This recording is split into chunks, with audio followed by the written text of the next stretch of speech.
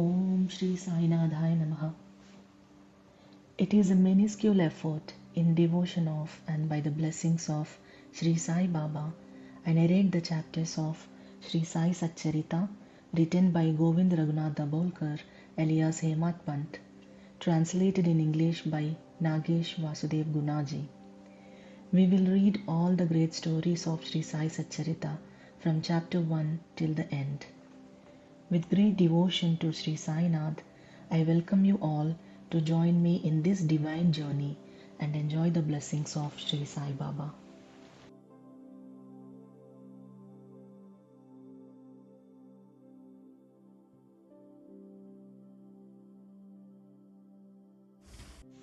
Om Shri Sai Nadaya. Let's read chapter 4. Sai Baba's first advent in Shirdi. Mission of the Saints. Shirdi, a holy Tirth. Personality of Sai Baba. Dictum of Gauli Bua. Appearance of Vittal. Ksheerasagar's story. Das Ganu's bath in Prayag. Immaculate conception of Sai Baba and his first advent in Shirdi. 3 Vadas. In this last chapter, I described the circumstances which led me to write Sai Satcharita. Let me now describe the first advent of Sai Baba in Shirdi. Mission of the Saints. Lord Krishna says in Bhagavad Gita, chapter 4, 7, 8, that whenever there is a decay of dharma, righteousness, and an ascendancy of unrighteousness, I manifest myself, and for the protection of the virtuous, the destruction of the vicious, and for the establishment of righteousness, I manifest myself in age after age. This is the mission of Lord, and the sages and saints who are his representatives and who appear here at proper times, help in their own way to fulfill that mission. For instance, when the twice born, that is the Brahmins, the Kshatriyas and the Vaishyas neglect their duties, and when the Shudras try to usurp the rights of the higher classes, when spiritual preceptors are not respected but humiliated, when nobody cares for religious instructions, when everybody thinks himself very learned, when people begin to partake of forbidden foods and intoxicating drinks, when under the cloak of religion people indulge in malpractices, when people belonging to different sects fight amongst themselves, when Brahmins fail to do Sandhya adoration and the orthodox their religious practices, when yogis neglect their meditation, when people begin to think that wealth, progeny, wife are their sole concern, and thus turn away from the true path of salvation, then do saints appear and try to set matters right by their words and actions. They serve us as beacon lights and show us the right path and the right way for us to follow. In this way, many saints as Nivritti, Jnanadev, Muktabai, Namdev, Gora, Gonai, Eknath, Tukaram, Narahari, Narsibhai, Sajan Kasai, Savata, Ramdas, and various others did appear at various times to show the right path to the people, and so presently came Shirdi Sai Baba of Shirdi. Shirdi, a holy Tirth. The banks of the Godavari river in the Ahmednagar district are very fortunate, for they gave birth and refuge to many a saint, prominent amongst them being Jnaneshwar. Shirdi also falls in the Kopargaon Taluka of Ahmednagar district. After crossing the Godavari river at Kopargaon, one gets the way to Shirdi. When you go 3 kos, which is 9 miles, you come to Neemgaon, from whence Shirdi is visible. Shirdi is as famous and well known as other holy places like Gangapur, Narsinghwadi, Audumbar on the banks of Krishna river. As the devotee, Damji flourished in and blessed Mangalvedha near Pandharpur, as Samarth Ramdas at Sajjangad, as Shri Narasimha Saraswati at Saraswati Wadi, so Sainath flourished at Shirdi and blessed it. Personality of Sai Baba. It is on account of Sai Baba that Shirdi grew into importance. Let us see what sort of a personage Sai Baba was. He conquered this samsar, worldly existence, which is very difficult and hard to cross. Peace or mental calm was his ornament, and he was the repository of wisdom. He was the home of Vaishnava devotees, most liberal like Karna amongst liberals, the quintessence of all essences. He had no love for perishable things and was always engrossed in self-realization, which was his sole concern. He felt no pleasure in the things of this world or of the world beyond. His antarang heart was as clear as a mirror, and his speech always rained nectar. The rich or poor people were the same to him. He did not know or care for honor or dishonor. He was the Lord of all beings. He spoke freely and mixed with all people, saw the actings and dances of Nach girls, and heard ghazal songs. Still he swerved not an inch from samadhi, mental equilibrium. The name of Allah was always on his lips. While the world awoke, he slept, and while the world slept, he was vigilant. His abdomen inside was as calm as the deep sea. His ashram could not be determined, nor his actions could be definitely determined. And though he sat in one place, he knew all the transactions of the world. His darbar was imposing. He told daily hundreds of stories. Still, he swerved not an inch from his vow of silence. He always leaned against the wall in the masjid or walked morning, noon, and evening towards Lendi and Chavadi. Still, he at all times abided in the self. Though a Siddha, he acted like a Sadhaka. He was meek, humble, and egoless, and pleased all. Such was Sai Baba, and as the soil of Shirdi was trodden by Sai Baba's feet, it attained extraordinary importance. As Jnaneshwar elevated Alandi, Eknath did to Paitan, so Sai Baba raised Shirdi. Blessed are the grass leaves and stones of Shirdi, for they could easily kiss the holy feet of Sai Baba and take their dust on their head. Shirdi became to us devotees another Pandharpur, Jagannath, Dwaraka, Benares, and Rameshwar, Badri Kedar, Nasik, Trayambakeshwar, Ujjain, and Mahakaleshwar or Mahabaleshwar, Gokarna. Contact of Sai Baba in Shirdi was like our Veda and Tantra. It quieted our samsara, world consciousness, and rendered self-realization easy. The darshana of Shri Sai was our yoga sadhana, and talk with him removed our sins. Shampooing his legs was our bath in Triveni Prayag, and drinking the holy water of his feet destroyed our desires. To us, his commands were Vedas, and accepting his Odi, sacred ashes, and Prasad was all purifying. He was our Sri Krishna and Sri Rama who gave us solace, and he was our Parabrahma, absolute reality. He was himself beyond the pair of dvandvas, opposite, never dejected nor elated. He was always engrossed in his self as existence, knowledge and bliss. Shirdi was his center, but his field of action extended far wide to Punjab, Calcutta, North India, Gujarat, Dhaka, now in Bangladesh, and Konkan.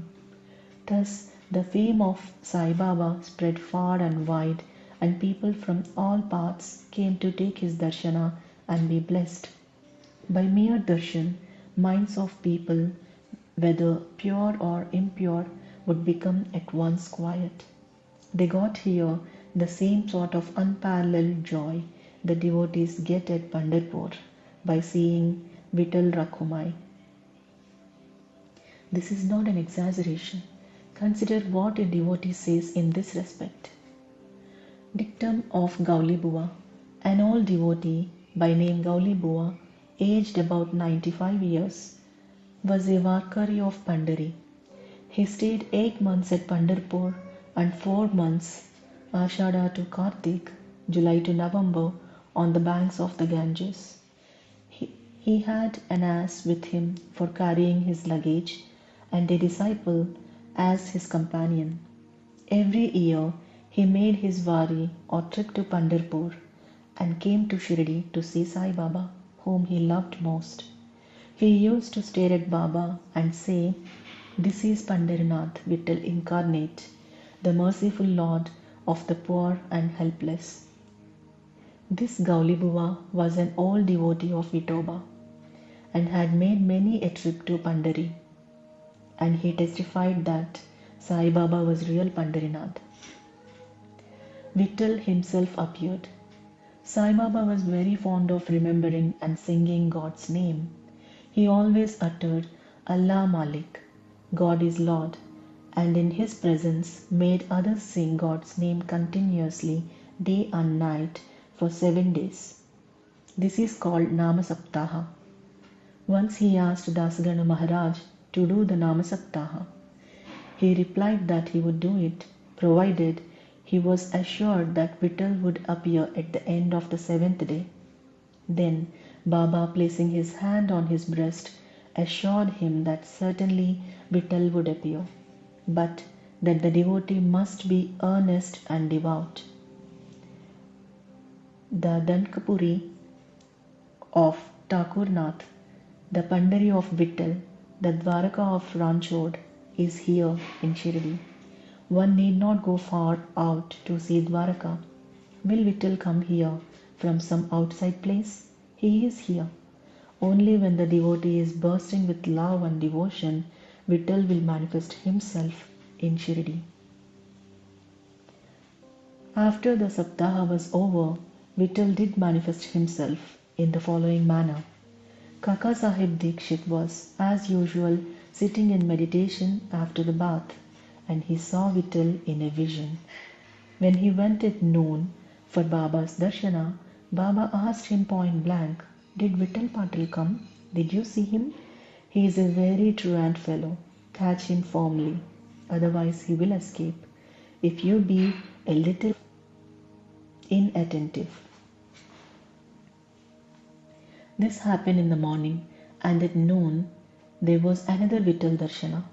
One hawker from outside came there for selling 25 or 30 pictures of Vithoba. This picture exactly tallied with the figure that appeared in Kaka Sahib's vision. On seeing this and remembering Baba's words, Kaka Sahib Dikshit was much surprised and delighted.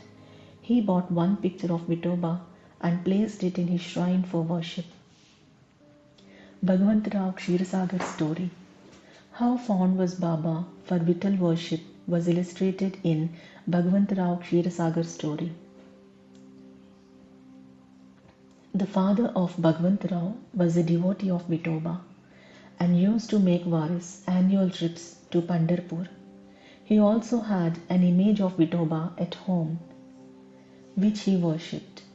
After his death, the son stopped everything, the vari, the worship, and Shraddha ceremony, etc. When Bhagavantarao came to Shirdi, Baba, on remembering his father, at once said, "His father was my friend, so I dragged him here. He never offered Naivedya, offering of food, and so he starved Vittal and me, so I brought him here, I shall remonstrate him now and set him to worship. Das Gano's bath in Prayag.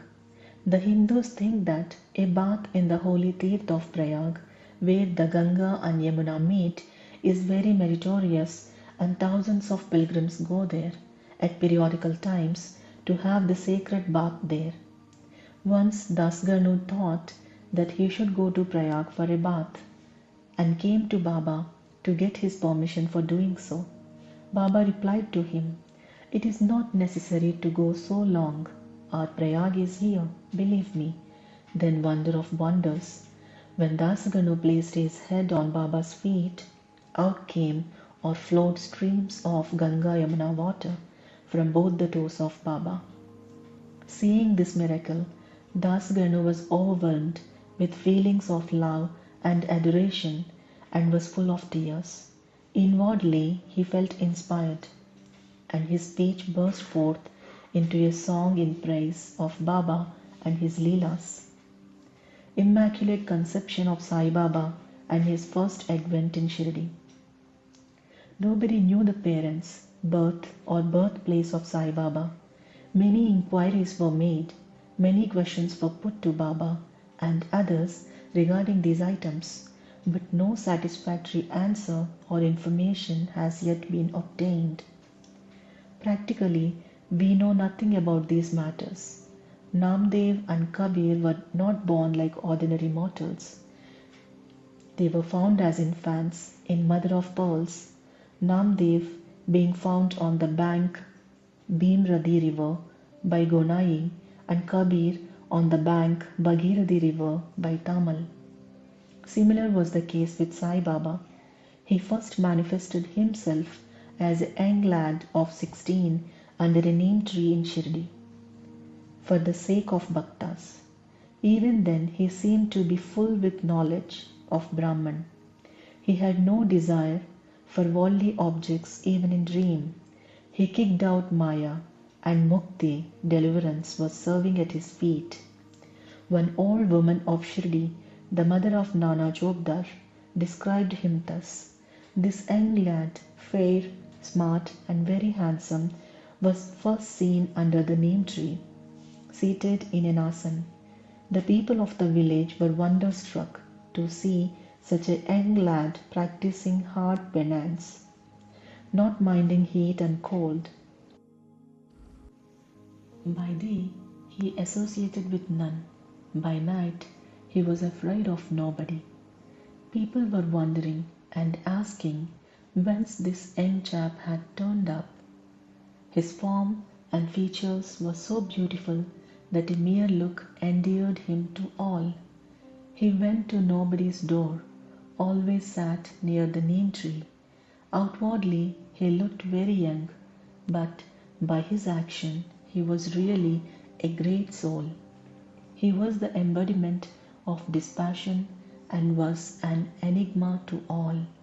One day it so happened that God Kandoba possessed the body of some devotee, and people began to ask him, "Deva, you please inquire what blessed father's son is this lad, and whence did he come?"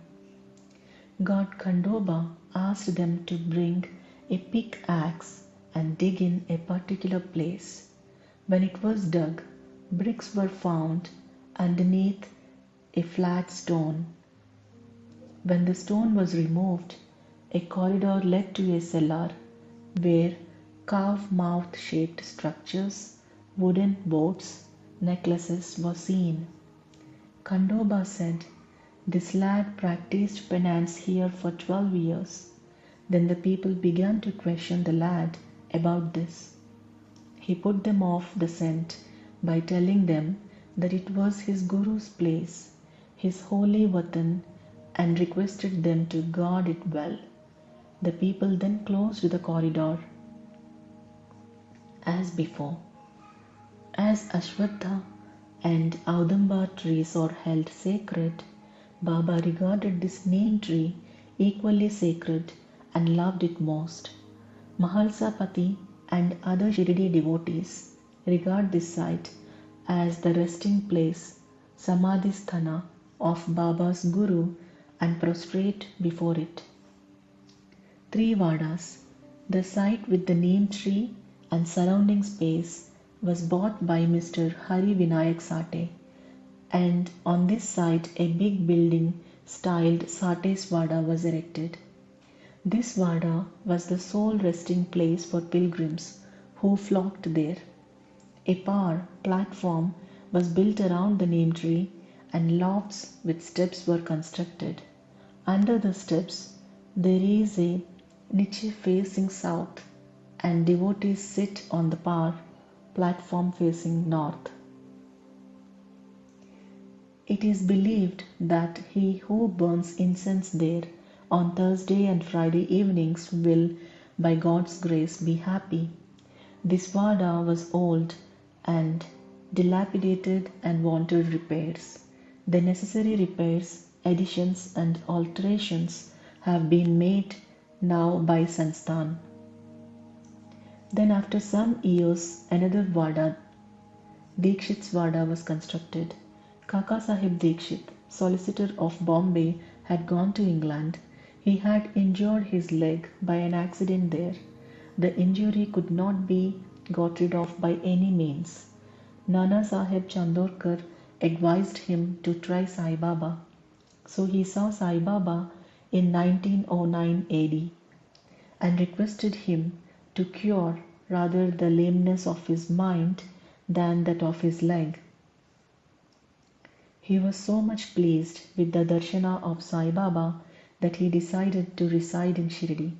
So he built a Vada for himself and other devotees. The foundation of this building was laid on 10/12/1910. On this day, 2 other important events took place. 1.